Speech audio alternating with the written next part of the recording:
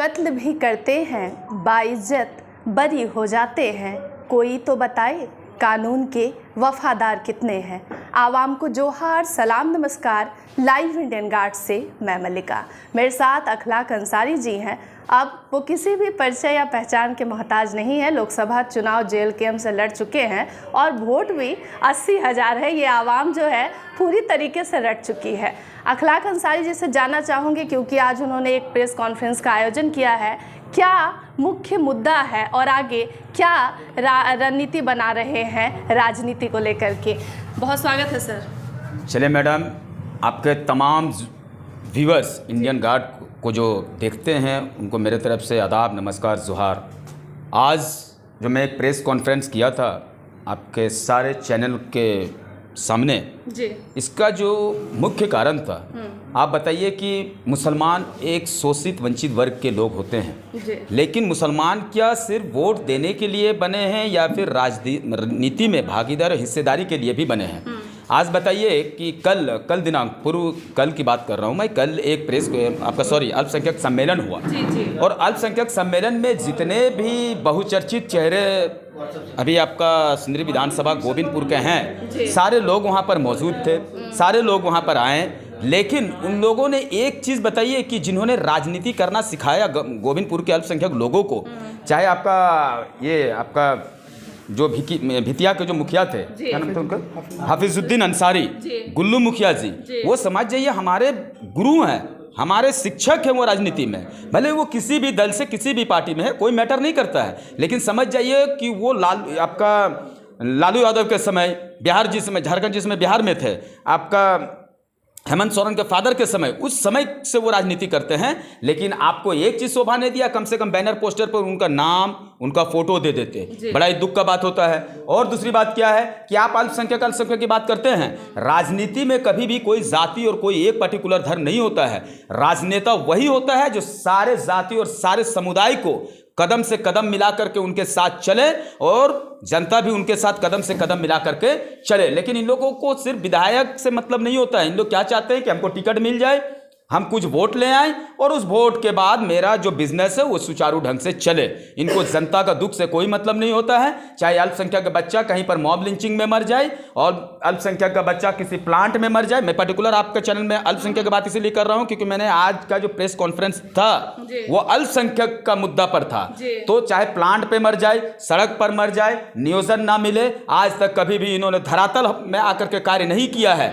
लेकिन जब जैसे ही चुनाव का बात आता है उस समय इसको अल्पसंख्यक नजर आने लगता है। मोहम्मद अखलाक अंसारी 2 साल का राजनीति करियर में मैडम, मैंने आज तक हर एक जाति और हर एक धर्मों को लोगों को मैंने एक साथ कदम से कदम मिला करके अपने साथ उन लोगों के साथ चला। और मोहम्मद अखलाक अंसारी जाति पाति का राजनीति नहीं करता है। और एक चीज जान लीजिएगा, सिर्फ मैं उन लोगों से कह रहा हूं जो जनप्रतिनिधि थे जिन्होंने यह सम्मेलन करवाया, क्या अल्पसंख्यक का वोट से आप विधायक बन जाइएगा? नहीं बनिएगा, कभी नहीं बनिएगा। तो फिर अल्पसंख्यक भाइयों को आप इतना बेवकूफ़ क्यों बना रहे हैं, क्यों उतना दिग्भ्रमित कर रहे हैं? आजकल का जितना भी नौजवान, चाहे अल्पसंख्यक का हो, एसटी हो, एससी हो, माइनॉरिटी हो, जनरल कैटेगरी का हो, बैकवर्ड हो, फॉरवर्ड क्लास का हो, सारे लोग पूरे झारखंड में जान गए हैं कि इस बार धर्म का राजनीति ना कर करके इस बार हम लोग विकास की राजनीति करेंगे। सर एक चीज़ बताइएगा, आप सिंदरी विधानसभा से ताल्लुकात रखते हैं, वहीं से उषा देवी जी को है टिकट मिला है। आप जब लोकसभा लड़ रहे थे तब उन्होंने प्रचार नहीं किया था। इस बार जब वो विधानसभा चुनाव लड़ रही हैं तो क्या आप तैयार हैं प्रचार प्रसार के लिए? देखिए मैडम, आपने तो एक ऐसा अहम सवाल मुझसे पूछ दिया। चलिए ठीक है, मीडिया वाला का काम होता है सवाल पूछना और लोगों का या फिर हम लोगों का, एक जनप्रतिनिधि का जिम्मेदारी और दायित्व होता है उसके सवाल का जवाब देना। उषा देवी जी जो हमारी बड़ी बहन जैसी है, उन्होंने लोकसभा में नो डाउट, इससे किसी से छुपा हुआ नहीं है, वो कहीं पर भी एक दिन भी प्रचार प्रसार के लिए नहीं निकली। उसके जो पति हैं आशीष महतो, वो भी नहीं निकला। खैर कोई बात नहीं, हमारे सुप्रीमो टाइगर जयराम महतो ने उन्हें टिकट दिया है और इसको हम लोग बाद में देखेंगे। अभी समय है। एक चीज़ जान जाइए कि कहीं पर कुछ भी होता है तो उसको हम लोग बैठेंगे या फिर देखेंगे, उस चीज़ को हम लोग बाद में देखेंगे। तो मेरी आपसे पर्सनल रिक्वेस्ट रहेगी कि इस सवाल को कुछ पल के लिए आप इसको रहने दें तो बहुत बेहतर। लेकिन एक चीज़ जान लीजिएगा, टाइगर जयराम महतो मैं बार बार अपने सुप्रीमो टाइगर जयराम महतो का नाम ले रहा हूँ, तो ये साफ संदेश है कि टाइगर जयराम महतो के साथ मोहम्मद इखलाक अंसारी कदम से कदम मिला करके उनके साथ चलने के लिए सदैव तैयार है और सदैव तैयार रहेगा। कुश महतो का नाम सुना है? जी, कुश महतो नो डाउट हमारे छोटे भाई हैं, छोटे भाई हैं। धरातल पर सिंदरी पर उन्होंने कुछ काम किया है या बस ऐसे ही नेता है? नहीं नहीं नहीं, ऐसा मत बोलिए। धरातल पर कुश महतो हो, शंकर महतो हो, हरंदर रजक हो, आपका जाबिर भाई हो, सलाउद्दीन भाई हो, शक्तिनाथ महतो हो, मैं आपको मतलब चर्चित चेहरे की बात कर रहा हूँ कि ऐसा बात नहीं है कि मैंने जितना भी सभी लोगों का नाम लिया या प्रेमदा हो या फिर जिनका नाम मैंने नहीं ले पाया, मैं उससे तहे दिल से माफी मांग रहा हूं। लेकिन एक चीज जान जाइएगा, कोई भी आंदोलन होता है, कहीं पर भी अगर हम लोग विरोध प्रदर्शन करते हैं तो पर्टिकुलर एक आदमी नहीं करता है, क्योंकि वहां पर हम लोग आप देखते होंगे जब भी हम लोग आंदोलन करते हैं तो वहां पर 5,000, 10,000, 15,000, 20,000 का जो भीड़ रहता है, नेतृत्वकर्ता एक होता है या फिर नेतृत्वकर्ता वहां पर 10 होता है। लेकिन याद रखिएगा कि जब तक आपका जन का आशीर्वाद नहीं है, आपका कोई भी विरोध सफल नहीं हो सकता है। नो डाउट मैंने जिसका भी नाम लिया है, कुश महतो मेरा छोटा भाई है। कुश महतो ने इस पार्टी के लिए बहुत मेहनत किया है, नो डाउट, इसको सब कोई जानता है, पूरा झारखंड जानता है, प्लस युवा मोर्चा के वो हमारा अध्यक्ष है। सर, ये जो सिंदरी विधानसभा ये जो सीट को लेकर के JLKM में ये जो विवाद नजर आ रहा है और खास करके सोशल मीडिया पर तरह तरह की बातें सामने आ रही है, उषा महतो वर्सेस उषा देवी जी और कुश महतो के फाइट को दिखलाया जा रहा है, क्या आपको लगता है कि अंतिम समय में उषा महतो जी का नाम वापस लिया जाएगा? जनता जानना चाहती है। देखिए, आपको एक बात बताते हैं, मैं आपको एक बात बता रहा हूं कि जो भी डिसीजन होता है तो ये जो अधिकार होता है वो अध्यक्ष का होता है। अब उन्होंने टिकट दिया, टिकट देने के बाद क्या हुआ नहीं हुआ आपसे छुपा हुआ नहीं है। टिकट वापस लेंगे नहीं लेंगे ये सुप्रीमो तय करेंगे। मोहम्मद इखलाक अंसारी उसका एक सिपाही है and I don't have that authority to talk about on that particular topic. मुझे कोई अथॉरिटी नहीं है। ये टाइगर जयराम महतो इसका डिसीजन अथॉरिटी नहीं है लेकिन रिस्पॉन्सिबिलिटी है सर। धनबाद विधानसभा से सपन मोदक जी चुनाव लड़ेंगे।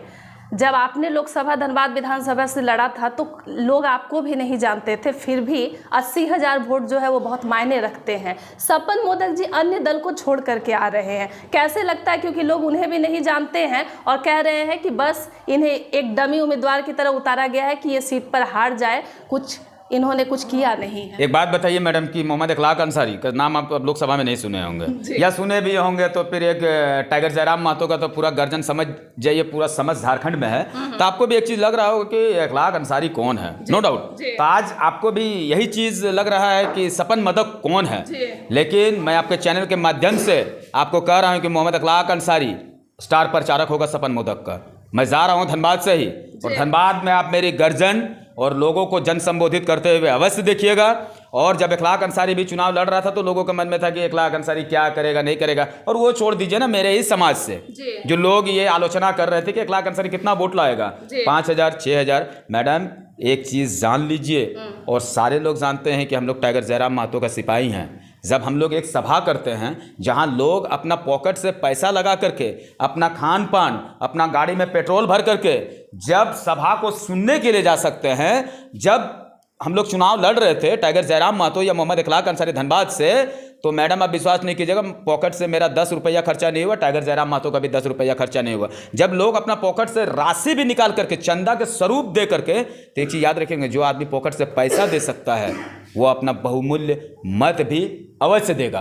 क्योंकि आज तक का इतिहास में आपका झारखंड का राजनीति हो या समस्त भारत की राजनीति हो, देखे होंगे कि लोग जो आपका जनप्रतिनिधि होते हैं, जो नेता होते हैं, वो जनता को पैसा देता है कि लीजिए 500, लीजिए 1,000 रुपया, वोट हमको दीजिएगा। लेकिन ये झारखंड के इतिहास में ये पहला बार हुआ है कि जनप्रतिनिधि को, नेता को जनता ने पैसा दिया है और पैसा के साथ साथ अपना बहुमूल्य मत भी दिया है। रिजवान क्रांतिकारी जी को क्लीन चिट मिल गई है, गांडे से लड़ेंगे, कल्पना सोरेन को टक्कर दे पाएंगे? मैडम एक बात बताइए ना, तो मोहम्मद इखलाक अंसारी यहाँ पर अनुपमा मैडम को टक्कर दिया है और उसका पति का नाम जान लीजिए अनूप सिंह। अनूप सिंह के बारे में किसी से कोई छुपा हुआ नहीं है। जब मोहम्मद इखलाक अंसारी यहाँ पर एक नामी एकदम दिग्गज कट्टरवाद नेता, जिसको आपको कह सकते हैं कि बैरमो का विधायक उठे रहे, लेकिन मोहम्मद इखलाक अंसारी जो, एक बात बता दीजिए कि यहाँ से लेकर के आपका बोकारो का बॉर्डर तक मोहम्मद इखलाक अंसारी का गर्जन कहीं कम नहीं हुआ था। तो फिर ठीक है, वो आपका हेमंत सोरेन जी का जो वाइफ है, क्या नाम उनका, कल्पना सोरेन जी, नो डाउट, और मज़ा आएगा, आप देखिएगा ना, मज़ा आएगा। देखिए जब चुनाव में वहाँ पर मज़ा आता है जब दो शेर आपस में, एक भेड़िया एक सियार और एक शेर में अगर तुलना कर दीजिएगा तो शायद चुनाव लड़ने में भी मज़ा नहीं आता है। क्रिकेट का भी मैच चलता है तो जब तक अपोजिशन वाला 300 रन ना मारे विपक्ष वाला को खेलने में भी मज़ा नहीं आता है। तो हम लोग चाहेंगे कि कल्पना मैडम जी गांडे से और हमारे बड़े भाई रिजवान क्रांतिकारी वो भी गांडे से रहेंगे। इस बार चुनाव में बड़ा ही गर्मा गर्म एकदम ही चुनाव होगा, इंशाल्लाह बहुत मज़ा आएगा वहाँ से चुनाव। एलबी सिंह का नाम सुने हैं? बिल्कुल एलबी सिंह का नाम सुने हैं। कैसे लगते हैं मैडम? देखिए एलबी सिंह इन लोग धनबाद के लिए क्या किए हैं बताइए ना। युवा समाज सेवी है। अरे युवा की बात मत कीजिए मैडम, क्या युवा की आप बात कीजिएगा? आपने आज तक युवा के लिए क्या किया है? युवा मीन्स अब हम भी कह देते हैं अपने आप को युवा। एलबी सिंह के समर्थकों का कहना है कि कोरोना काल के दौरान उन्होंने बहुत लोगों को मदद पहुंचाया है, साथ ही सोशल मीडिया पर बहुत लोकप्रिय हो रहे हैं, उनके हर पोस्ट को स्पॉन्सर्ड किया जा रहा है और कुछ लोग मान रहे हैं कि टाइगर जयराम महतो की तरह उनकी भी लोकप्रियता है। मैडम ये चीज़ आप कह रहे हैं, हमको नहीं लगा।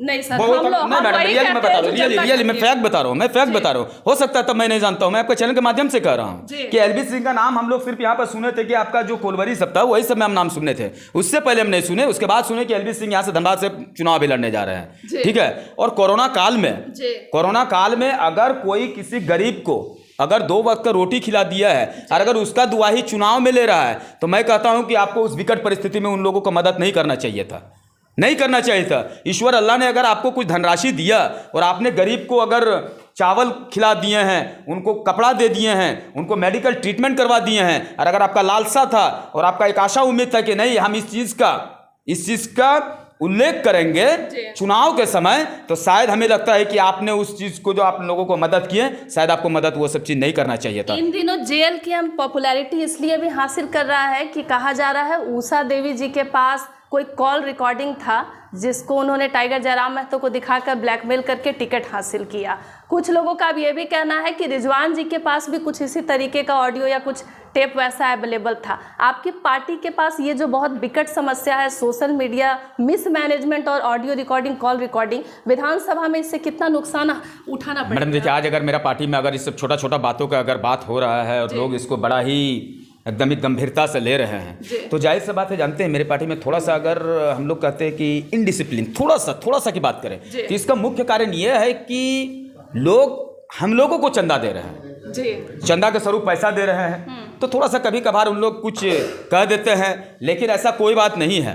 अब पता नहीं है भी तो इसका जानकारी मुझे नहीं है कि क्या कॉल रिकॉर्डिंग उनके पास तो है। आपके एरिया का बात है सर, सिंदरी का बात है। मैडम मैं आपको सच्चाई बता रहा हूँ, अब एक बात बताई कि ऐसा कोई बात नहीं है मेरे अंदर से कि कोई कॉल रिकॉर्डिंग वगैरह नहीं है। और रिजवान क्रांतिकारी के पास क्या कॉल रिकॉर्डिंग होगा मैडम? वो क्या कॉल रिकॉर्डिंग उनके पास होगा? मतलब रिजवान जी के पास नहीं होगा, उषा जी के पास चांस? नहीं, ऐसी कोई बात नहीं है। ये एक सवाल, कुछ ऐसा सवाल आप लोग पूछ देते हैं ना कि लोग मतलब जवाब क्या दे, मेरे पास इसका कोई जवाब ही नहीं है। जाहिर सी बात है कि कोई कॉल रिकॉर्डिंग है ही नहीं और इस पर मैं आपका क्या टिप्पणी करूं। अगर मुझे इसकी जानकारी रहती तब मैं आपको नेगेटिव या पॉजिटिव बताता, लेकिन जब इस चीज़ की जानकारी मुझे है ही नहीं तो मैं आपको इसका नेगेटिव और पॉजिटिव क्या बताऊं। जनता जानना चाहती है कि अखलाक अंसारी विधानसभा चुनाव क्यों नहीं लड़ रहे हैं? मैडम ये बात आप फेसबुक में भी देखते होंगे कि बहुत बार मैसेज आता है, लोग भी कहते हैं कि अखलाक दा आप चुनाव क्यों नहीं लड़ रहे हैं। देखिए मैं आपको साफ कर देता हूं, कुछ दिन पहले भी आपने मेरा एक इंटरव्यू लिया, मैं पहले भी कह दिया कि अगर सब कोई चुनाव ही लड़ जाएंगे तो टाइगर जयराम महतो के साथ कौन चलेगा जी? या फिर कोई ऐसा प्रत्याशी है जो बहुत अच्छा वैचारिक व्यक्ति है लेकिन हो सकता है कि वो सभा में अपनी बातों को ना रख सके, तो उन सारे लोगों के लिए, उन सारे कैंडिडेट के लिए मोहम्मद अखलाक अंसारी उसके साथ खड़ा है। और अखलाक अंसारी चुनाव नहीं लड़ रहा है, मैं आपको कह रहा हूं, मैंने फॉर्म नहीं भरा है, लेकिन एक चीज याद रखिएगा, टाइगर जयराम महतो है, अंत बॉल पे छक्का मारता है, इंतजार कीजिए। मतलब अंत में आपने सब कुछ कह दिया? नहीं, मैंने आपको क्या कहा कि कुछ भी हो सकता है, कुछ भी हो सकता है, देखा जाए ना।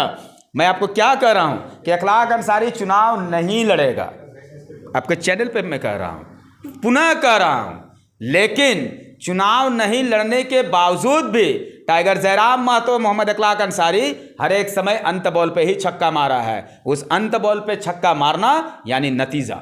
सर आप बहुत पढ़े लिखे समझदार हैं, कोई भी पार्टी अगर किसी दागदार छवि के लोगों को टिकट दे रही है तो फिर इसे कैसे देखते हैं? क्योंकि JLKM पर भी ये इल्ज़ाम लग रहा है कि बोकारो सीट से सरोज कुमारी जी हैं, उनकी भी छवि अच्छी नहीं है, उनके हस्बैंड की छवि अच्छी नहीं है। कैसे इसे आप लोग सॉर्ट आउट करेंगे? आप झारखंड के राजनीति पर एक व्यक्ति का सिर्फ आप नाम बता दीजिए जिसका छवि पर दाग नहीं है। एक व्यक्ति, मैं राजनीति करना छोड़ दूंगा। किसी के ऊपर तो 350 करोड़, किसी के ऊपर 1000 एकड़ का जमीन का फर्जीवाड़ा, कोई तो ऐसा है कि एकदम मर्डरर है। लेकिन बताइए, वो एक मास्टर है, एक चीज को देखिएगा, टीचर है। लेकिन अब टीचर है तो टीचर को भी अधिकार है कारोबार करने का, बिजनेस करने का। उसकी वाइफ सरोज कुमारी एक हाईली क्वालिफाइड है। लेकिन पता नहीं कुछ कुछ लोग एक छोटा सा चीज को, अब क्या मैं एक टीचर हूं, मैं एक शिक्षक हूं, एक राजनेता हूं, क्या मुझे इतना हक और अधिकार है कि नहीं कि मैं भी कहीं पर 10 डिसमिल जगह ले सकता हूं? हक है हमको। हमको इतना भी हक है कि कहीं पर हम एक छोटा सा धंधा कर ले, राजनीति अपार्ट फ्रॉम द पॉलिटिक्स, राजनीति को छोड़ करके। लेकिन उनके पास क्या है? चर्चा आता है 10 डिसमिल। भैया आप जो 10 डिसमिल का बात कर रहे हैं, आप उस राजनेताओं से सवाल कीजिए ना जिसके पास 1000 एकड़ का फर्जीवाड़ा जमीन है। आप नहीं सवाल कीजिएगा, क्योंकि आप जैसे ही सवाल करने जाइएगा आपके ऊपर महात्मा गांधी का बंडल इतना बेहतरीन रूप से आपका मुंह में सजा दिया जाता है कि आपका सवाल वहीं पर खत्म हो जाता है। एक चीज याद रखिए, उनके बारे में पता कर लीजिएगा कि मदन मास्टर और सरोज कुमारी, उन लोग कितना पढ़ा लिखा और कैसा व्यक्ति हैं, उसको धरातल पर जा करके। और मैं आपसे पर्सनली रिक्वेस्ट करूंगा कि एक बार आप आकर के जरूर उनका इंटरव्यू और उनके बारे में जा करके बोकारो में पता कीजिएगा कि बोकारो के लोग उसके प्रति क्या सोचते हैं। अगर बोकारो के लोग उसके प्रति नकारात्मक सोच रखते हैं तो मैं आपके चैनल के माध्यम से कहता हूं कि उसको वोट करने का कोई जरूरी नहीं है। धन्यवाद सर। आप सुन रहे हैं अखलाक अंसारी जी को। वैसे जरूर बताइएगा इस बार विधानसभा चुनाव को लेकर कितने एक्साइटेड हैं और JLKM को लेकर क्या सोच है।